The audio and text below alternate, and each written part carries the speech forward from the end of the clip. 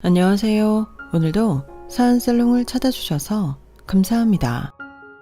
저는 현재 초등학교에 다니는 딸아이를 혼자 키우고 있는 30대 여성입니다. 요즘 부쩍 많이 큰 딸아이를 보면 이상하게 제 어릴 때 모습이 자꾸만 떠올라요. 저도 어려운 것도 모르고 참 순수한 아이였거든요. 그런데 긴 결혼 생활은 아니었지만 이상한 사람들이랑 엮여 고생을 직살나게 하다 보니 성격이 좀 많이 변했는데 이런 걸 보면 환경이라는 게 사람한테 미치는 영향이 정말 큰 것 같더라고요.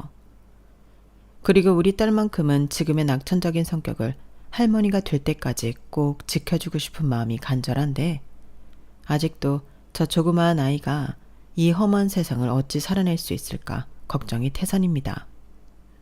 자식 가진 부모 마음이 다 이런가요? 아이가 없을 때는 세상 무서울 것도 없던 저였는데 아이를 낳고 무서운 게 너무 많아졌어요. 그리고 부모가 되면 부모님의 마음을 안다고 저도 이제 저희 부모님 마음을 조금이나마 알 것 같은데요. 저는 그것도 모르고 혼자 그렇게 잘난 척을 하고 까불었더라고요. 특히 사춘기 때는 엄마랑 정말 많이 부딪혔는데 그때는 생각도 짧고 그 짧은 생각마저도 제 중심적인 사고라 그냥 엄마가 괜한 잔소리로 저한테 시비를 건다고 생각했어요. 그런데 제가 엄마가 되어보니 알겠는데 세상에 자기 딸한테 시비를 거는 엄마는 없다라는 겁니다. 그리고 그 잔소리에 얼마나 많은 사랑과 걱정이 가득한지 이제야 알 것 같은데요. 저희 딸도 이런 제 마음을 알려면 한참 남았겠죠. 그리고 반대로 자기 아들을 위하는 마음이 지나쳐 넘지 말아야 할 선을 넘는 시부모님이 있었는데 하필이면 재수없게도 제가 그 사람들의 며느리였어요. 남편은 따지고 보면 그다지 유복하게 자라지도 못했고 능력이 아주 뛰어난 것도 아니었는데 시부모님이 아들 덕을 그렇게 바라시더라고요. 뭐 자기가 자기 아들 덕 바라는 거야. 제가 뭐라고 할 수는 없는데 문제는 며느리를 자기 아들이랑 세트를 생각한다는 거였어요. 시부모님은 저한테 받는 대접을 자기 아들에게 받는 걸로 착각하셨거든요.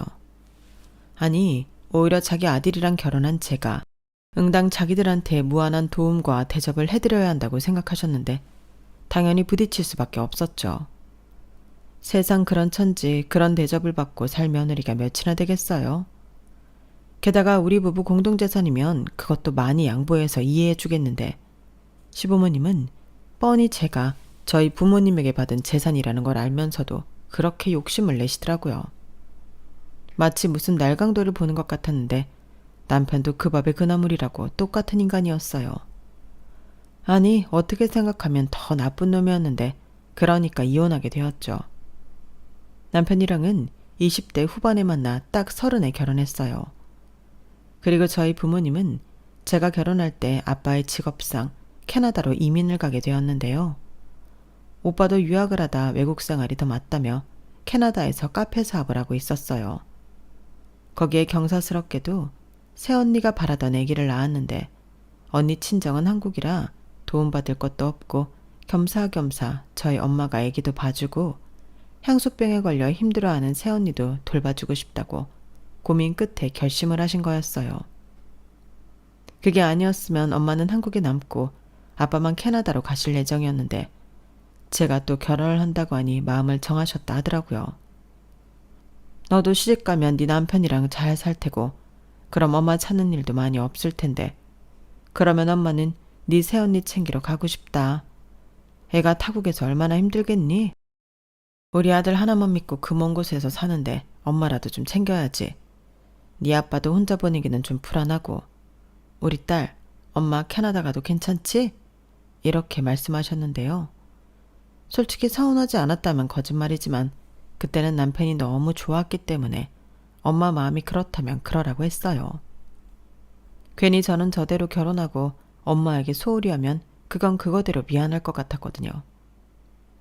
그리고 딸만 혼자 남겨두고 먼 타국으로 가는 게 미안한 마음이 있었는지 엄마와 아빠는 감사하게도 저희 가족이 살던 집을 제 명의로 일찍이 옮겨주셨는데요. 일종의 결혼 선물이라고 하셨어요. 그런데 저희 가족이 살던 집이 2층 주택이었거든요. 신혼집으로 쓰기는 좀 크긴 했어요. 그래서 위에는 세를 줄까 그런 생각도 했었는데 또 신혼인데 모르는 사람이랑 위아래로 산다는 게 신경이 쓰여서 그냥 두기로 했었죠. 저희 친정 식구들이 놀러 오면 쓸 수 있는 게스트룸으로 쓰면 될 거라고 생각했거든요. 그리고 당시 결혼을 약속한 남편은 수학학원을 운영하는 원장이었는데 왜 초중고 학생 수학만 전문적으로 가르치는 학원이 있잖아요. 그런 학원을 운영하고 있었어요. 초등학생은 직원으로 선생님이 계셨고 중고등학생은 남편이 원장 직강으로 가르쳤는데 학원 운영은 곧잘 되는 편이었어요. 웬만한 대기업 연봉보다는 높았는데 성격도 유머러스해서 같이 있으면 늘 배꼽이 빠지게 웃었어요. 또 그런 성격 때문인지 원생한테 인기도 많았는데 학부형을 많이 만나서 그런가 저희 집에 처음 인사를 왔을 때도 넉살 있게 저희 부모님에게 잘했어요. 그 덕에 점수도 많이 딴 남편이었는데요. 저희 엄마가 평소에 그러셨거든요. 남자 볼 때 이것저것 볼 게 많긴 하지만 가장 중요한 건 성격이다. 아무리 잘나고 멋있으면 뭐해? 성격이 안 맞으면 붙어 살기 힘들어. 근데 살짝 뭐가 아쉬워도 성격이 좋고 잘 맞으면 또 이렇게 저렇게 맞춰 살게 된다. 그러니까 성격은 정말 중요해. 이렇게 말하는 분이라 서글서글하고 또 저에게 엄청 잘하는 남편 모습에 저희 엄마는 단번에 오케이를 하셨어요. 그에 반면 저희 아빠는 하나밖에 없는 딸 도둑 맞는 기분이라며 괜히 심술을 부리기도 했는데 그때도 남편은 아버님, 제가 다 아이를 데리고 가는 게 아니고요. 명훈이가 이 아버님한테 아들로 오는 거예요. 어때요? 저 같은 아들 좋으시죠? 라며 저희 아빠에게 곰살맞게 굴었는데 그 말에 저희 엄마가 빵 터지고 말았어요. 물론 저도 그랬고요. 그렇게 아빠가 사랑하는 두 여자가 한바구음을 지으니 그제서야 저희 아빠는 그 마음 꼭 잊지 말라며 저를 부탁하셨는데요. 그때 아빠가 했던 말을 지금도 기억합니다. 내가 정말 사랑으로만 키운 귀한 딸이야. 그러니까 무조건 잘해. 알겠어? 충성하고 또 복종하고 그럴 각오 없으면 지금이라도 관둬. 나는 내 딸 눈에 조금이라도 눈물 보이면 못 참는다. 이렇게 말씀하셨는데요. 저는 정말 아빠 말처럼 귀하게 자란 딸이었어요. 비록 사춘기 때 속을 좀 썩이긴 했어도 단 한 번도 저에게 매를 들거나 심하게 혼내신 적이 없으셨거든요. 늘 말로 조곤조곤 설명하시고 또 제 마음을 궁금해 하셨는데 그때는 다 짜증나고 그냥 냅뒀으면 하는 마음이 들었지만 이젠 그게 애정이 없다면 절대 쉬운 일이 아니라는 걸 알고 있죠. 그리고 남편에게 그렇게 끼운 소중한 딸이니 꼭 잘해야 한다고 얘기하는 모습에 제가 그만 눈물이 글썽했는데 그때였어요. 안 돼 자기야. 울면 안 돼. 아버님, 이건 제가 울린 게 아닙니다. 아버님이 울리셨어요. 아니 왜 제 귀한 여자친구를 울리시지? 용서할 수가 없네. 라며 남편이 상황을 또 재미있게 만들었고 저희 가족은 이런 사람이라면 가족으로 함께하기에 너무 좋다며 그야말로 두 팔 벌려 대환영했어요. 그러니까 흔쾌히 집도 넘겨주셨겠죠. 그리고 대망에 제가 시댁에 인사를 갔을 때는 아무래도 긴장할 수밖에 없었고 남편만 믿고 그 집 문턱을 넘었는데요. 시부모님의 첫인상은 한마디로 평범했어요. 막 좋다고 할 수도 없고 또 너무 싫다고 할 수도 없는 그냥 어느 집에서나 볼 수 있는 아줌마 아저씨 같았는데 신우는 남편처럼 싹싹한 편이라 그나마 다행이었어요. 솔직히 저는 시부모님보다 신우와 성향이 맞지 않을까봐 걱정을 많이 했거든요. 그런데 남편의 성격이 신우이한테도 보였고 친화력이 엄청 좋았는데 그래서 처음부터 편했어요. 하지만 어째 시부모님은 싫고 좋고가 가늠이 되지 않아 어려웠는데 우리 엄마 아빠 원래 그래. 물에 물 타듯 술에 술 탄 듯 자식 일에 크게 관심이 없어. 우리 결혼도 그럴걸. 라고 남편은 신경 쓰지 않아도 된다고 했어요. 그런데 그거야 어디까지나 자식 입장에서 하는 소리고 며느리 입장에서 그럴 수 있나요? 그래서 저는 뵐 때마다 제가 보여드릴 수 있는 최선의 모습을 보이려 노력했는데 그러자 시어머님이 저를 좀 편하게 보기 시작하셨어요. 말도 많이 붙여주시고 부모님이 모두 해외로 간다는 것에 마음도 써주셨는데 남편도 놀라더군요. 나는 우리 엄마 저렇게 많이 표현하는 거 태어나서 처음 본다. 나나 지은이한테 보여준 적 없는 모습이야. 우리 엄마 자기 엄청 마음에 드나 보다. 그거 봐. 이 세상에 자기 싫어하는 사람 없다니까. 만약에 있어도 그 사람이 100% 이상한 거지. 이렇게 설레발까지 치며 자기가 더 좋아했는데요. 그렇게 저희는 결혼했어요. 결혼식 비용은 반반씩 했고 재명이 집에서 생활하면 되니 남편이 혼수를 했는데 조금 인테리어를 바꾸고 새 살림살이가 들어오니 집이 새롭게 보이더군요. 그 집에서 제가 10년 넘게 살았는데 완전 환골탈태를 한 것처럼 보였어요. 그만큼 저는 설레는 마음으로 신혼을 시작했고 처음 1년은 행복 그 자체였죠. 보통은 결혼하면 서로 다르게 살아온 만큼 많이 싸운다고 하는데 저희는 그러지도 않았어요. 전적으로 저에게 맞춰주는 남편 덕에 그럴 일이 없었는데 그 마음이 고스란히 느껴져서 저도 남편이 싫어하는 건 하지 않으려 노력하며 살았죠. 왜 그 사람이 좋아하는 일을 하기보다 그 사람이 싫어하는 일을 하지 않는 것이 더 중요하다고 하잖아요. 저는 그 말을 100% 공감하는 사람인데 그래서 그 철칙을 지키고 사니 트러블이라고 할 것이 정말 없었죠. 저는 저희가 앞으로도 계속 이렇게 살 거라고 생각했어요. 처음엔 걱정이 한가득이던 친정엄마 아빠도 제가 잘 사는 모습을 보고 마음이 놓인다고 하셨는데 그래서 그때까진 제가 결혼을 잘한 여자 중에 한 명이라고 자부했었죠. 그리고 거짓말처럼 1년이 지나고 언제 그랬냐는 듯 악몽이 시작되었는데 아이러니하게도 제가 임신이란 큰 기쁨을 만끽하고 있을 때 그 그림자를 보게 되었어요. 그게 뭐였냐면 남편의 학원이었죠. 저는 결혼 전에도 그렇고 결혼 후에도 남편의 학원에는 아무런 문제가 없는 줄 알았거든요. 그런데 이미 하얀 곡선을 그린 지는 결혼 전부터였고 학원 유지한다며 빚도 많았는데 그걸 몰랐어요. 남편은 전혀 내색을 하지 않았거든요. 그리고 결혼 전부터 저희 두 사람은 각자 하는 일에 크게 터치하지 말자고 얘기를 자주 한지라 관심이 없었다기보다 상대를 믿고 맡겼어요. 그런데 제가 그렇게 믿고 있던 사이 남편은 학원을 접을 수 없다는 일념에 강사도 늘리고 오래된 상가 건물 인테리어에 마케팅 용품까지 만들어 무리한 홍보를 한 듯 했는데 그게 다 빚이었다 하더군요. 심지어 시부모님 살고 계신 건물 담보로 돈까지 땡겼었다고 했는데 그 이자도 제대로 내드리지 못해서 결혼하고 1년이 지나 제가 출산을 앞둘 때 경매로 넘어가게 되었어요. 저는 상황이 이렇게 될 때까지 왜 아무 말도 하지 않았냐고 처음으로 남편에게 화를 냈고 남편은 어떡하든 자기가 잘하고 싶은 마음에 버텼다고 하더라고요. 그러면서 신용대출은 물론이고 갖다 쓸 수 있는 돈은 전부 다 갖다 썼고 이제 손도 못 대는 지경에 이르니 남편이 저에게 이실직고했어요. 도와달라는 거였죠. 하지만 저라고 그런 큰 돈이 있을 턱이 없고 남편은 처음에 우리가 살고 있는 집을 팔고 시댁 경매를 막아 거기에 들어가 생활하는 게 어떠냐고 했는데 그건 제가 절대 용납할 수가 없었어요. 저희가 살고 있는 집은 제 명이긴 했어도 친정 부모님이 해주신 집인데 결혼한 지 얼마나 됐다고 홀랑 팔아버리다니 그것만은 하고 싶지 않다고 딱 잡아 거절했어요.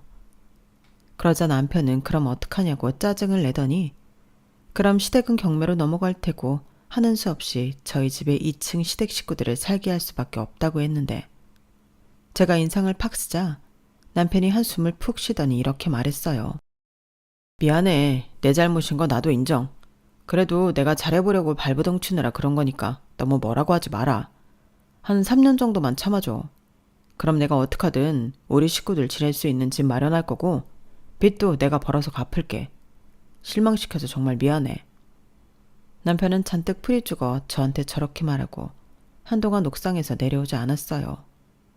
화를 삭히는 건지 아니면 마음을 달래는 건지 그 뒷모습을 보는데 짠하긴 하더라고요. 그리고 한결 마음을 가라앉히고 저는 남편한테 향후 어떻게 할 건지 계획이 있긴 한 건지 물어봤는데요. 남편은 차분한 어투로 저에게 상세하게 자신의 계획을 얘기해줬어요. 우선 학원은 내 후배가 넘겨받기로 했어. 물론 내가 그동안 들인 돈을 다 받을 수는 없고 헐값에 넘기는 거긴 한데 그럼 일단 내 앞으로 달린 신용대출은 정리할 수 있을 것 같아. 그리고 후배한테 얘기해서 부원장으로 월급 강사하라고 했는데 예전 같지는 않겠지만 고정 수입이 있으면 금방 내가 말한 대로 우리 엄마 아빠 지낼 곳 마련할 수 있어. 이렇게 얘기를 하는데 저는 그럼 학원 정리한 돈으로 일단 시댁 경매를 막아보는 게 어떠냐고 했죠. 그러자 남편은 바로 그러더라고요. 나도 당연히 그게 되면 그렇게 하지. 근데 액수가 너무 커서 그건 좀 힘들 것 같아. 그리고 내 신용이 계속 불량이면 내가 어디 가서 일도 할 수 없잖아. 엄마 아빠한테는 죄송한데 우선 이게 최선이야. 아니 아무리 그래도 어떻게 갑자기 시부모님을 모시고 살아? 왜? 1, 2층 나눠져 있으니까 그래도 계속 부딪히지는 않잖아. 그리고 이건 우리 엄마 생각인데 자기 애기 낳으면 장모님도 한국에 없는데 엄마 도움 받을 수 있으면 좋지. 안 그래도 우리 엄마는 왔다 갔다 할 생각이었는데 우리가 1, 2층 살면 더 편하고 좋지. 뭐? 어머니한테 나 몸조리 해달라고 했어? 내가 아니고 엄마가 그렇게 생각한다고. 자기 조리원 다녀와서도 몸조리 하고 싶다고 했잖아. 그래서 집에 오는 도우미 부른다고 하지 않았어? 근데 내가 알아보니까 그 도우미는 집안일을 해주는 것 같지는 않던데. 근데 우리 엄마는 다르지. 애도 봐주고 밥도 해주고 청소도 해주고 다 해줄 텐데 뭐하러 남의 손을 빌려? 말이 쉽지. 친정엄마도 아니고 시어머니한테 어떻게 그걸 다 부탁해. 그리고 비용은? 시어머니가 원해서 오시는 것도 아니고 자기 때문에 집 날리고 오시는 건데 돈이라도 넉넉히 드려야 할 거 아니야. 그건 내가 알아서 할게. 그러니까 자기는 불편하다고 생각하지 말고 도움 받을 수 있다고 생각해. 이런 상황에 내 입으로 이렇게 말하는 것도 웃기지만 좋게 생각하면 장점도 많잖아. 자기 육아휴직 쓰기 눈치 보여서 스트레스 받는다며. 근데 우리 엄마가 있으면 그 육아휴직 안 써도 되지. 그래도 그렇게 해도 되는 거야? 자기 생각이지. 어머니 생각은 안 물어봤잖아. 우리 엄마는 첫 손주인데 당연히 그렇게 해주지. 그건 나만 믿어. 저는 남편의 말에 생각이 복잡해졌어요. 그리고 이러니 저러니 해도 시부모님 집에 경매를 막을 길이 없는 것 같았고 꼼짝없이 1, 2층 분리가 되었다고 하지만 시댁 가족들을 데리고 살아야 할 것 같았는데 신호가 그러더라고요. 오빠가 전에 그랬어요. 내가 우리 집 날아가면 어쩌려고 집담보를 하냐고 막 뭐라고 했더니 모시고 살면 된다고 큰소리 뻥뻥 쳤다니까요. 나는 솔직히 언니 집에 가서 객식구를 살고 싶지 않았거든요. 그럼 좋은 사이도 멀어지지. 저는 신우말을 듣고 남편이 괘씸했어요. 그러니까 우리 집을 믿고 시댁집을 건드린 거니까요. 그리고 그런 스트레스 때문인지 2주나 빠르게 아이를 출산하게 된 저는 부랴부랴 출산휴가를 썼는데요. 한참 진행 중이던 프로젝트가 있어서 회사에서 눈치를 엄청 주더군요. 아이가 나오는 건 제가 어찌할 수 있는 게 아닌데 왜 하필 지금 애가 나오냐고 제 위 남자 부장님이 볼멘 소리를 했어요. 그 말을 듣는데 어찌나 서럽든지 울면서 진통을 했는데 그래서 어쩔 수 없는 상황을 받아들이기로 마음먹었죠. 저는 절대 회사를 그만두고 싶지 않았거든요. 그래서 이렇게 된 거 시어머니 찬스 좀 쓰고 3년 뒤 시부모님 나가시면 아이는 어린이집에 보낼 계획을 세웠는데 피할 수 없으면 즐기라고 그렇게 마음을 먹으니 불안했던 출산 직후가 조금은 마음이 놓였어요. 시어머니는 평생 전업주부로 사셨는데 아무래도 믿을 수 있을 것 같았거든요. 그렇게 울며 겨자 먹기로 저는 합가를 했어요. 캐나다에 있는 친정 식구들에게도 상황을 이야기했는데 저희 엄마는 한숨을 쉬셨지만 저희 아빠는 잘했다고 하셨어요. 그리고 남편한테 뭐라고 하지 말고 믿어주라고 하셨는데요. 저희 친정 오빠도 어렵게 사업을 하고 있다 보니 저희 아빠는 사위 편을 들어주고 싶으셨나 봅니다. 그렇게 시부모님 집은 경매로 넘어가고 시부모님 두 분만 저희 집 2층으로 이사를 오셨어요. 살림살이는 가지고 있던 걸 들고 오셨는데 솔직히 평수로 따지면 2층도 좁지는 않았거든요. 게다가 신우는 친구 집에 월세 반반씩 내고 산다고 함께 이사 오지 않았으니 두만 지내시기엔 넓은 편이었는데요. 2층 구조가 저와 오빠가 어릴 때부터 생활하고 있었기 때문에 방 2개에 거실, 보조주방, 화장실이 딸려 있었거든요. 그렇게 저희 가족은 졸지에 대가족이 되었어요. 식구가 무려 5명이나 되었는데 처음엔 시어머니가 정말 살뜰히 청소도 하시고 저희 애기도 케어해 주셔서 솔직히 편했어요. 때 되면 미역국에 밥까지 떡하고 차려주시는데 합가하기 싫어했던 마음이 죄송하게 느껴질 지경이었죠. 그런데 그것도 길지는 않았는데요. 시어머니는 1, 2층 오르내리는 게 무릎이 너무 아프다며 저희와 1, 2층을 바꾸던지 그게 아니면 1층 집안일은 못 해주겠다고 태도를 바꾸셨어요. 그런데 1층은 아무래도 거실이 더 넓고 주방에 테라스 발코니까지 있다 보니 내어드리고 싶지 않았는데요. 그러자 시어머니는 정말로 손을 똑 하고 떼시더라고요. 심지어 저희 아이 봐주시는 것도 하기 싫어하셨는데 그러면서 남편 말과 다르게 제가 시어머니 눈치를 보는 일이 생겼어요. 아무래도 저는 아이를 부탁하고 복직을 하고 싶다 보니 제가 약자였는데 그리하여 애만 봐주시라 집안일은 제가 하겠다 이렇게 되었죠. 그런데 식구가 5이잖아요.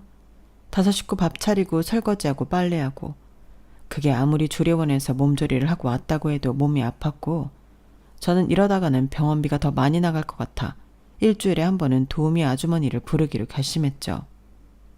친한 친구가 도우미 아주머니가 월요일마다 오시는데 그날 대청소해 주시고 반찬도 넉넉히 만들어주고 가신다고 했어요. 그럼 남은 요일은 그 반찬들로 잘만 버티면 된다며 팁을 주는데 그 도움이라도 받아야겠다고 생각했어요. 제가 너무 힘들고 아쉬웠으니까요. 그런데 그걸 보고 시어머니가 난리가 나셨어요. 너는 돈이 어디서 막 샘솟니? 너나 나나 집안에 여자가 2이나 있는데 무슨 돈을 써서 사람을 부려? 라고 하시며 반대하셨는데 그때부터 시어머니와 갈등을 빚게 되었죠. 솔직히 이렇게 된 데는 시어머니가 힘들어서 못하겠다고 하신 영향이 컸잖아요. 그리고 저는 당장 출산 휴가가 끝나 복직을 해야 하는 입장이었기 때문에 다른 방법이 없다고 강하게 말씀을 드렸더니 시어머니도 더는 아무 말씀 못 하셨어요. 그러니까 제가 돈 쓰는 건 싫지만 자기가 해준다고 하기는 또 싫으셨던 거죠. 그리고 어이없게도 제가 복직하고 2달 정도가 되어갈 시점에 애기 보는 것도 힘들다며 요즘은 어린이집에 영화반이 있지 않냐고 얘기를 꺼내셨는데요. 그때는 어이가 없다 못해 화가 났어요. 언제는 자기가 2층에서 애를 봐주실 수 있다고 하더니 이제 와서 자기가 힘들다고 어린이집 타령을 하는 게 말이나 되는 소리예요? 그래서 저는 남편에게 눈치를 줬죠. 나는 무조건 새돌은 보내고 어린이집에 보내고 싶다고 했는데 그때 남편도 중간에서 죽겠다는 얼굴을 했어요. 자기 부모님 집도 날려먹어 죄인인데 마누라 눈치에 자기 엄마한테 싫은 소리를 해야 했으니 힘들다는 거였죠. 그러니 슬쩍 저에게 이해를 해주면 안 되겠냐고 헛소리를 하기 시작했는데 저는 이놈 잘 걸렸다.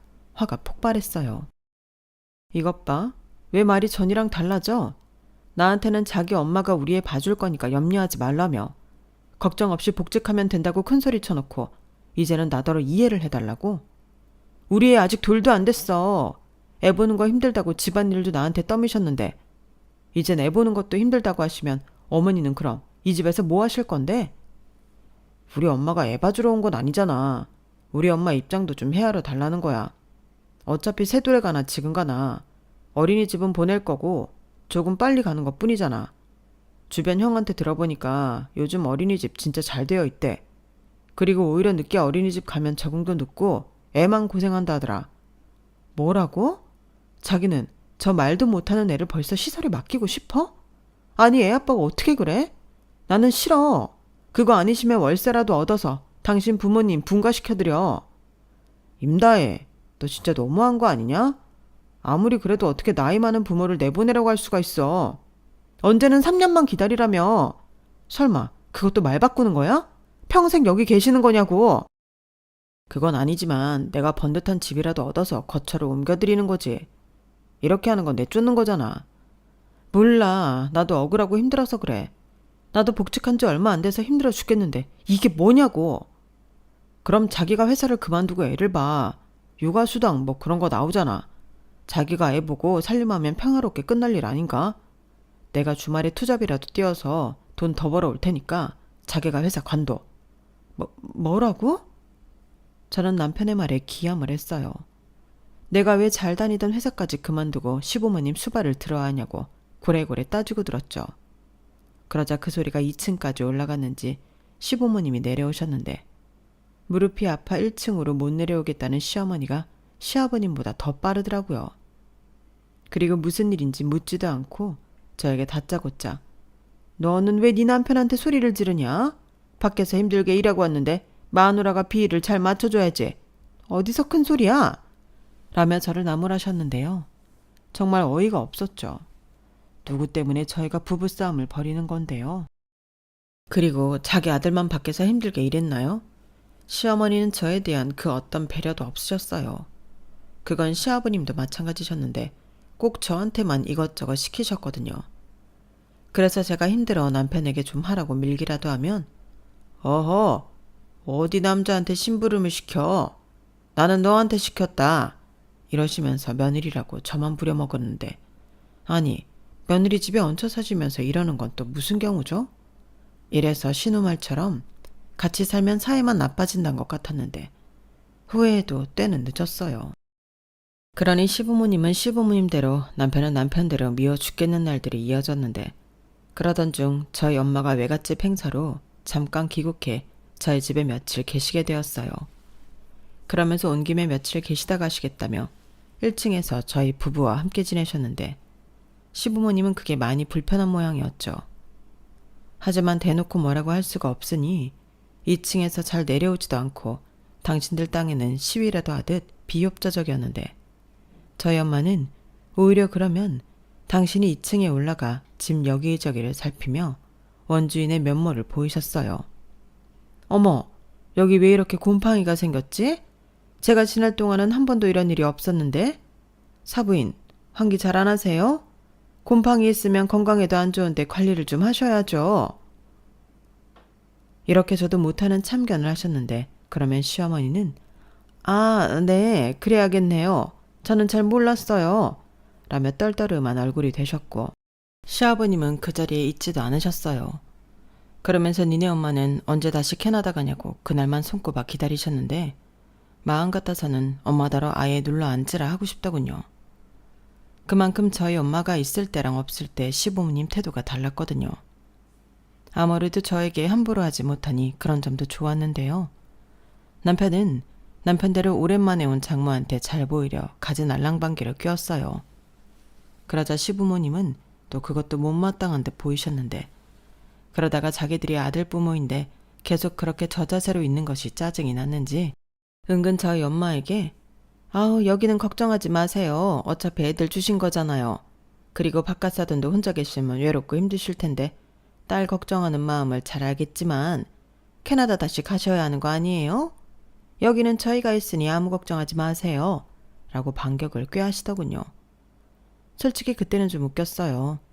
아무리 저희 부모님이 집을 넘겨주긴 했지만 저런 말을 듣고 있으면 기분이 안 좋을 걸 모르셨을까요? 그래서인지 저희 엄마는 저희 남편은 원래 혼자 잘 있어요. 그리고 아들이랑 며느리도 있는걸요. 여기 집이 좁은 것도 아니고 설마 제가 있는 게 불편하신 건 아니시죠? 오랜만에 와서 그런가 편해서 가고 싶지가 않네요. 옛날 생각도 많이 나고요. 저랑 남편이 이 집 사려고 엄청 노력했거든요. 뭐 하나 저랑 저희 남편 손이 안 닿은 곳이 없어요. 옥상 평상은 저희 남편이 만든 건데 거기에도 추억이 또 얼마나 많은지. 저는 이 집 저희 딸이 오래오래 살았으면 좋겠습니다. 라며 시어머니 심기를 건드리는데 최선을 다했는데 아, 이게 말로만 듣던 기싸움이구나 싶었어요. 그리고 저희 엄마는 팔은 안으로 굽는다고 그렇게 예뻐하던 사위에게도 불만이 많으셨는데요. 결혼하고 학원도 폐업하고 시부모까지 끌고 들어와 저 불편하게 하고 있으니 예뻐 보일 턱이 없었어요. 그러면서 아무리 생각해도 열받네. 아니 어떻게 내 집에서 너 시집살이를 시킬 수가 있어? 무슨 이런 경우가 있냐고. 그래서 네 시부모님은 언제 나가시는데? 저러다 아예 눌러앉으면 어쩌려고 그래. 내가 너 그렇게 살라고 네 아빠한테 명의 네 앞으로 옮겨주라고 한 줄 알아? 저한테도 불만을 늘어놓으셨는데 오죽 속상하면 엄마가 저한테까지 이러실까 마음이 아프더군요. 전 같으면 내가 힘들지 엄마가 힘드냐고 뭐라고 했을 텐데 그때는 엄마 마음이 너무 잘 보였어요. 그래서 화도 못 내고 연신 미안하다고 얘기만 했는데 그럼 또 엄마는 네가 뭐가 미안해? 네가 잘못한 게 뭐가 있다고 하시면서 눈물까지 글썽였고 정 힘들면 캐나다로 넘어오는 것도 생각해보라고 하시더군요. 그리고 저희 엄마는 출국 날짜에 맞춰 캐나다로 돌아가셨어요. 그날을 생각하면 지금도 마음이 무거운데 저는 아쉬움에 눈물바람이었고 시부모님은 이제야 홀가분하다며 잔치를 벌이셨죠.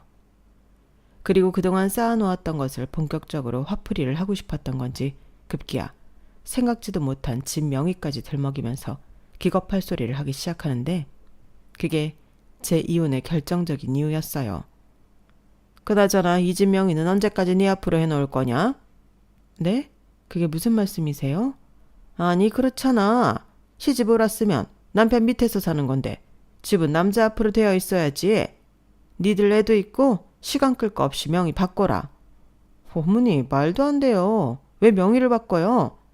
이 집은 저희 친정 부모님이 저한테 주신 거예요. 어머 얘 좀 봐. 그래 너한테 줬지. 하지만 부부는 일심동체잖아. 그리고 이 집의 가장이 누구냐? 원래 재산은 그 집 가장 이름으로 해놓는 거야. 기둥인데 명의도 기둥 앞으로 해야지. 그게 기본이다. 저는 시어머니의 말도 안 되는 억지에 남편을 쳐다봤어요. 그런데 남편은 그 말을 듣고도 아무런 내색도 하지 않았고 시어머니는 왜 애먼 남편을 보냐며 저를 다그쳤는데 그러면서 이번 달 안으로 명의를 옮겨놓으라고 하시더군요. 저는 그럴 이유가 없다고 단칼에 거절했어요. 정 그러시고 싶으시면 저희 부모님 허락을 받아오시라고 말을 했는데 저도 그때는 이판사판이었죠. 완전 날강도 같았거든요.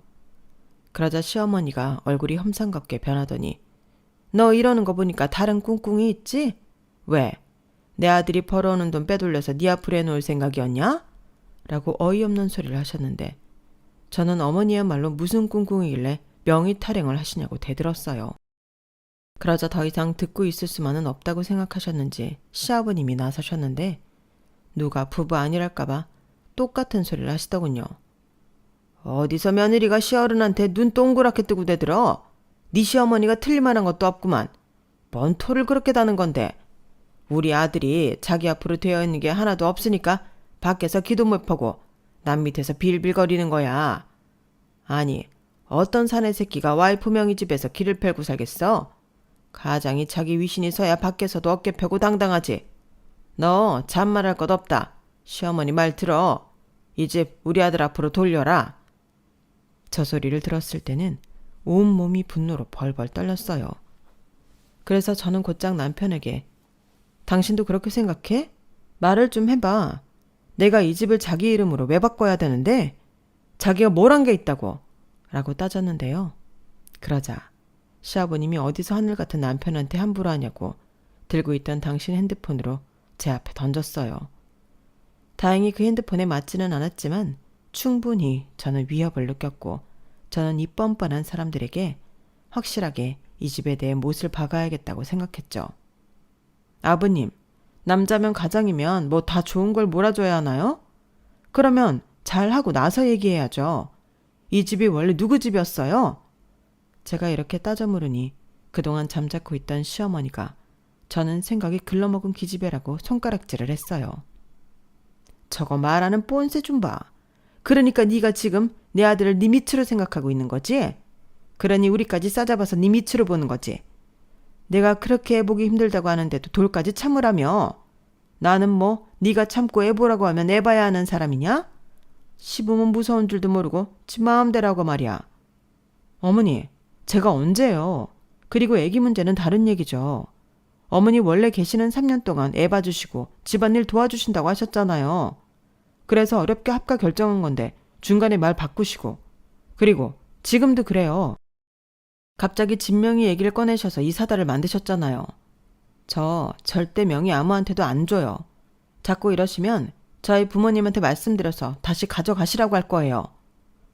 가만 보니 네가 니네 부모 등이 없고 까부는 모양이구나. 그래, 너는 집 주는 부자 부모 있다고 유세했다는 거지?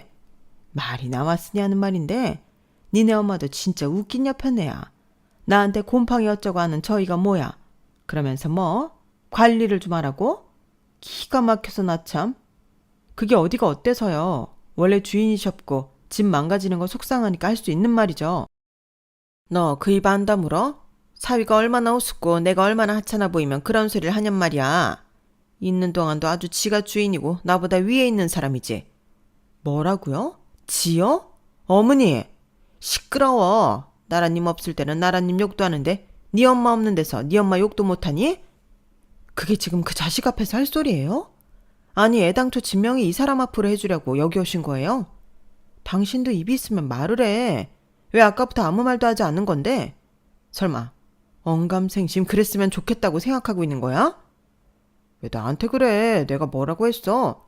그냥 어른이 하는 소리 가지고 자기가 발끈하니까 일이 커졌잖아.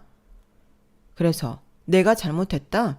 이런 상황이 왜 생겼는지 벌써 까먹은 건 아니지?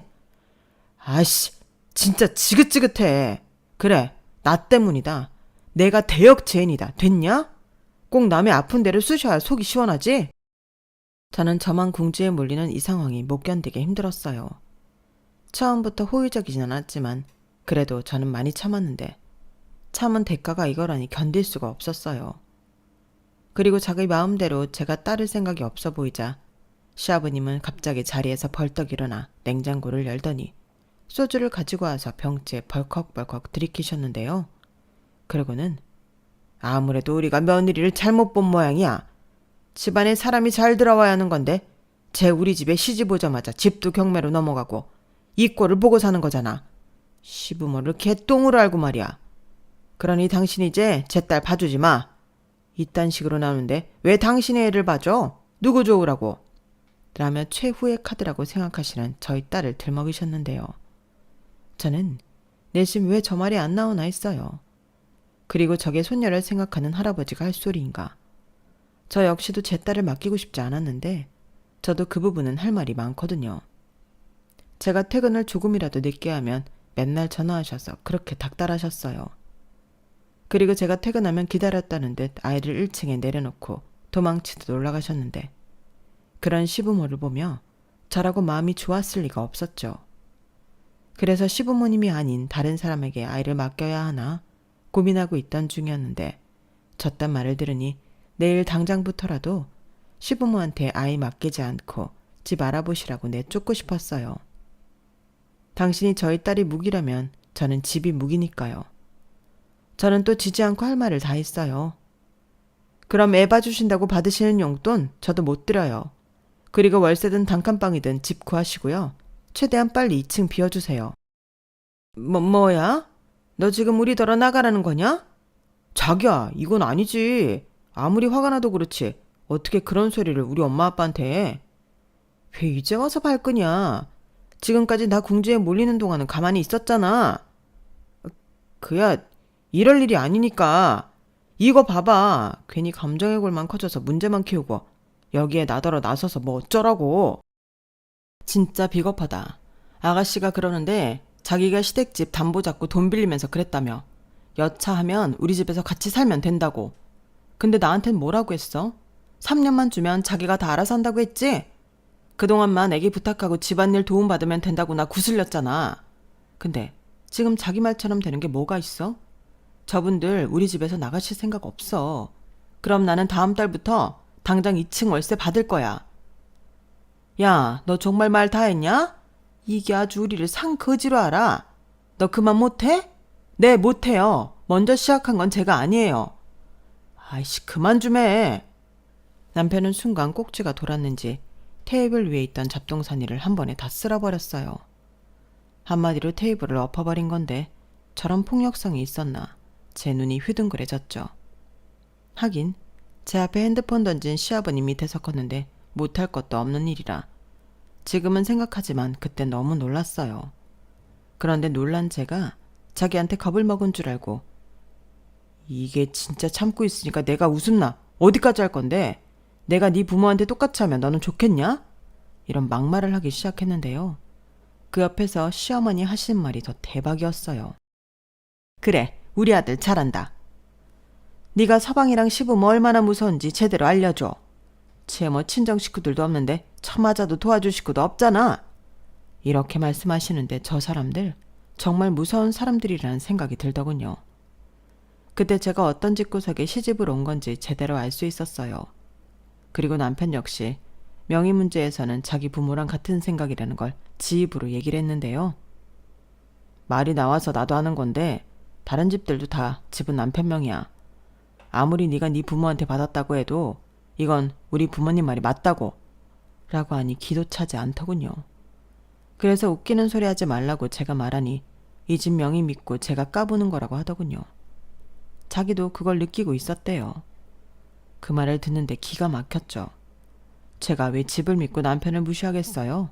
무시할 만하니까 무시하는 거죠.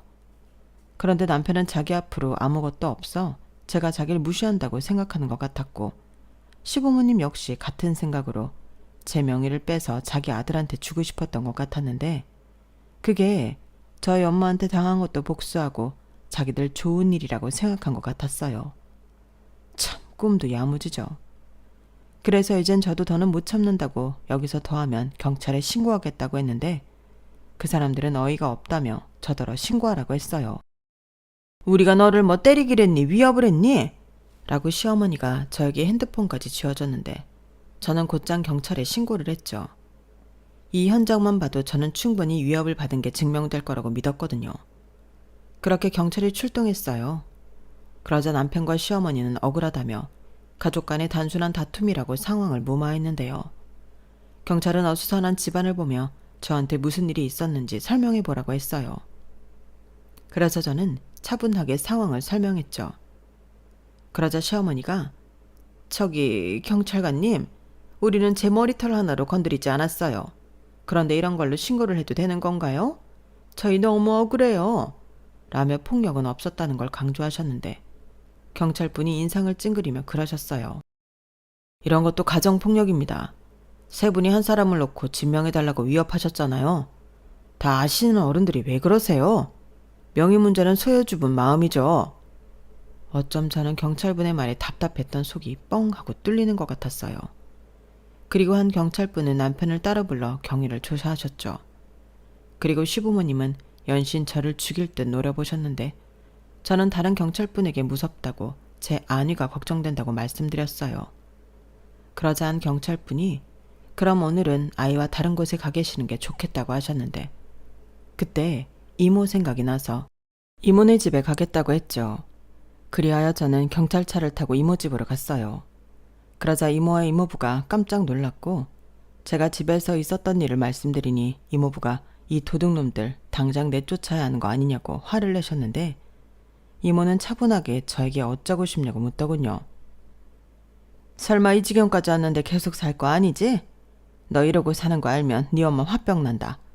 엄마 간지 얼마나 됐다고 이래? 엄마 있을 때 당했다고 나한테 복수하는 거야. 정말 사람이 못됐다. 너 이혼할 거면 이모가 변호사 알아봐줄게. 괜히 가서 그 사람들이랑 싸우지 말고 여기 있어. 그러다 집 가지고 장난치면 어떡해? 그래 여보, 주인이 자기 집에 있어야지.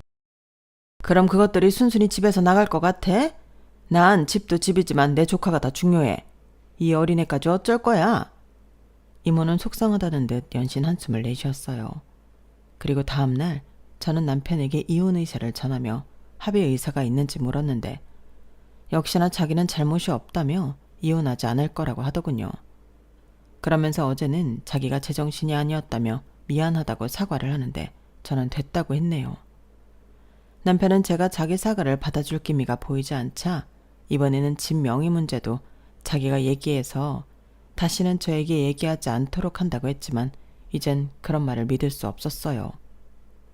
그래서 더 할 말 없으니 너도 니네 부모도 내 집에서 당장 나가라고 했는데요. 남편은 또 왜 말을 계속 그렇게 하냐며 화를 내더군요. 뭐가 네 집이야, 우리 집이지. 네가 그러니까 우리 엄마 아빠가 더 그러는 거야. 이렇게 말하는데 저건 정신을 절대 못 차릴 거라는 확신이 들었어요. 그런데 이 인간이 그 뒤에 뭐라고 한 줄 아세요? 나는 절대 못 나가. 그리고 이혼도 못 해줘. 누구 좋으라고? 라고 하면서 깐족깐족 저를 약올리는데 말로 해서 해결될 일이 아니었죠. 그래서 누가 이기나 해보자고 하고 저는 곧장 제가 할 수 있는 모든 법적 조치를 취했어요. 일단 경찰에 신고한 기록이 있어 접근 금지 신청을 했고 제 명의 집에서 계속 버티면 퇴거 불응 소송도 할 수 있다고 해서 부모님 앞으로 소장을 작성했는데 시부모님이 소장을 받고 많이 놀란 듯 하더군요. 남편이 거품을 물고 저를 찾아와 이모 집으로 왔어요. 그리고 이모부는 너 잘 걸렸다 하며 골프채를 가지고 남편에게 다가가셨는데 나는 너를 때리진 않을 거야. 위협만 할 거지. 네가 우리 조카한테 그랬다며? 어디 너도 똑같이 당해봐. 이렇게 말씀하시고 골프채를 휘두르셨어요. 그러니 기세 좋게 쳐들어올 때는 언제고 남편이 도망가기 바빴는데 전화로 당장 취하하지 않으면 자기가 온갖 방법들을 동원해 제 집을 뺏을 거라고 했는데요. 저는 그 말도 야무지게 녹음했죠.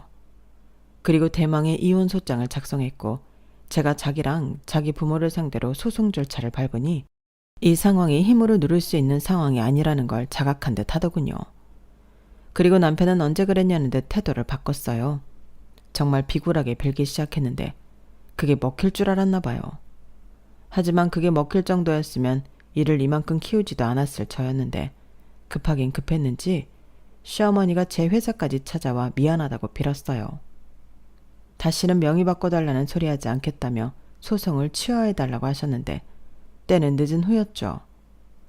제가 이제 그 사람들 꼴도 보기 싫은데 그게 무슨 소용이 있겠어요? 저는 이제 다 늦었다고 이러실 필요 없다고 말했어요. 그러자 시어머니는 제 바지가랑이를 붙들고 늘어지셨는데 이 사람들 정말 왜 이렇게까지 사람을 곤란하게 하는 건지 너무 짜증이 나더군요. 그리고 남편도 마찬가지였어요. 필사적으로 매달리는데 원하는 것만 얘기하면 자기가 다 들어준다고 하더라고요. 아니, 하라고 할 땐 딴소리 하는 건지 저는 하루빨리 쪽내고 싶었어요. 그렇게 저는 조금의 틈도 주지 않고 이혼 소송을 밀어붙였고 남편은 제 마음을 돌려보겠다고 제 명의집에서 자기 부모님을 이사시켰더군요.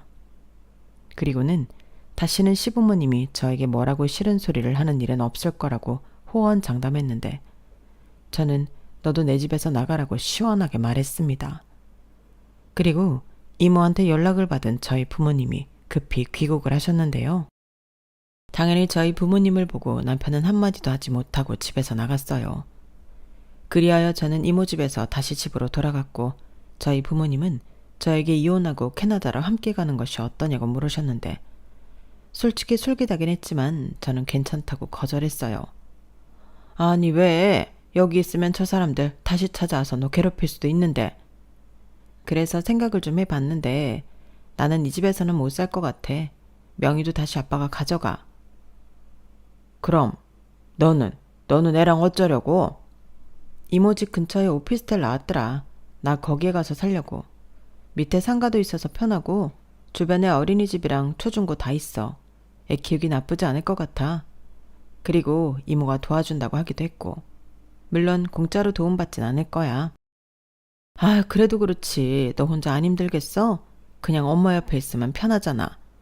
나 그럼 회사 그만둬야 하잖아. 나 지금 일하는 거 좋아. 재밌어. 이혼하는 건 어쩔 수 없는데 일까지 그만두고 캐나다로 도망가고 싶지 않아. 저는 다시 한번 캐나다로는 가지 못한다고 얘기했어요. 그러자 저희 아빠는 알겠다고 하셨는데 대신 그 집엔 월세를 두고 그 월세를 제 통장으로 받게 해주신다고 하시더라고요. 아무래도 애기 키우면 돈이 필요하다고 그렇게 해주셨는데 감사했죠. 그리고 이모가 정말 살뜰히 저를 챙겨주셨는데 원래도 저를 많이 예뻐해 주시는 이모라 도움을 많이 받았어요. 저는 어린이집에 아이를 맡길 생각까지 하고 있었는데 이모는 질색을 하며 아, 이 조그만 걸 어떻게 어린이집에 보내냐? 그냥 이모가 볼게. 이렇게 얌전한 공주님은 일도 아니지. 너 이모가 아들만 셋 혼자 다 키운 거 알지? 이모는 애 보는 게 제일 쉬워. 너는 이런 일 있으면 진작에 이모한테 말을 하지. 그럼 내가 봐줬을 텐데. 라고 하셨어요. 그 말이 얼마나 의지가 되고 감사했는지 저는 이모한테 따박따박 수고비 드린다고 약속을 하고 그 이후에는 새로운 삶을 시작했는데요. 이혼이라는 게 제가 직접 할 일은 달리 없지만 빨리 끝나는 일은 아니었어요. 꼬박 1년이 걸렸는데 남편과 시부모님은 저희 집에서 나가 방 2개짜리 오래된 빌라에서 월세 생활을 하고 있다고 했어요. 그 말을 듣는데 어찌나 쌤통인지 그렇게 명의 타령을 하더니 잘됐다 싶었죠. 그 월세 계약 명의는 자기 아들 앞으로 했을 거잖아요. 그리고 생활이 어렵다는 이유로 적당한 선에서 협의를 해달라고 호소하기도 했는데 저는 받아주지 않았어요. 그건 그들의 사정일 뿐 제가 고려해야 할 부분이 아니라고 생각했거든요. 그리하여 저는 위자료 양육비 다 뜯어내고 이혼했어요. 이혼이 결정되던 날 어찌나 기분이 좋던지 제 발목을 잡고 있던 족쇄가 풀린 기분이 들었는데요. 거꾸로 남편과 그 부모는 세상을 다 잃은 얼굴이었죠. 남편은 양육비라도 쫙 깎아보려고 개수작을 부렸는데 저는 그러기만 해보라고 그것도 다 법적 청구할 거라고 했는데 남편은 저더러 너무하다고 하면서 뒤에는 욕을 했어요. 저는 기분은 나빴지만 이제 남인데 그러거나 말거나 하면서 그 자리를 떠났고 현재까지 남편은 양육비를 단 한 번도 안 보내고 있네요. 저는 일단 그러라고 두고 있어요. 나중에 한꺼번에 청구해서 압류를 하든 강제 집행을 하든 제대로 또 한 방 먹여줄 계획을 하고 있는데요. 그러게 자기들 입장에서는 제가 글러온 복덩이일 텐데 왜 욕심을 부려 화를 자처하는지 살면서 내내 땅을 치며 후회하고 살았으면 좋겠네요. 저는 현재 여전히 이모 집 근처 오피스텔에서 딸과 함께 살고 있어요. 솔직히 이젠 제 딸인지 이모 딸인지 모를 정도로 이모 집에서 공주 대접받으면서 사랑 듬뿍 받고 지내는데 어느 날 저희 딸이 그러더라고요. 엄마는 일하는 게 제일 멋있어. 이모가 그러더라. 엄마 일 좋아하니까 마음껏 일하라고 냅두래. 그래야 돈 많이 벌어서 나 하고 싶은 거 다 시켜준다고. 그래서 나는 엄마 일하는 게 제일 좋아. 엄마 화이팅! 오래 일해! 이렇게 말하는데 좋아해야 하는 건지 서운해야 하는 건지 어린 시절 제 모습을 보는 것 같아 할 말이 없었습니다. 그리고 사랑스러운 딸을 보며 늘 맹세하는 저만의 약속이 있는데요. 저 맑고 사랑스러운 모습을 가능하면 평생 지켜주고 싶어요. 나중에 크면 엄마가 뭘 해줬냐고 자기 혼자 큰 줄 알겠지만 어쩌겠어요. 모전 여전인데요. 그러니 나중에 서운할 때 두고두고 꺼내볼 수 있도록 지금 예쁜 모습을 많이 봐두려고 하는데 저도 저지만 앞으로 저희 딸의 미래엔 예쁜 꽃길만 가득했으면 좋겠습니다. 부모 마음이 다 그런 거잖아요. 다만 그 사랑이 삐뚤어져서 누구처럼 억지 부리는 그런 부모는 되고 싶지 않은데 저희 딸이 한 말처럼 오래오래 일해서 멋지고 능력 있는 엄마가 되어야겠습니다. 이상 제 사연은 여기까지였어요. 지금까지 제 사연 들어주셔서 대단히 감사합니다. 앞으로는 정신 더 바짝 차리고 열심히 살게요. 그럼 항상 하시는 일 모두 잘 되시길 바라며 저는 이만 물러가겠습니다. 안녕히 계세요. 여러분, 사연 댓글에 응원과 현명한 조언 부탁드려요. 좋아요와 구독은 저에게 큰 힘이 됩니다. 오늘도 좋은 일 가득하세요.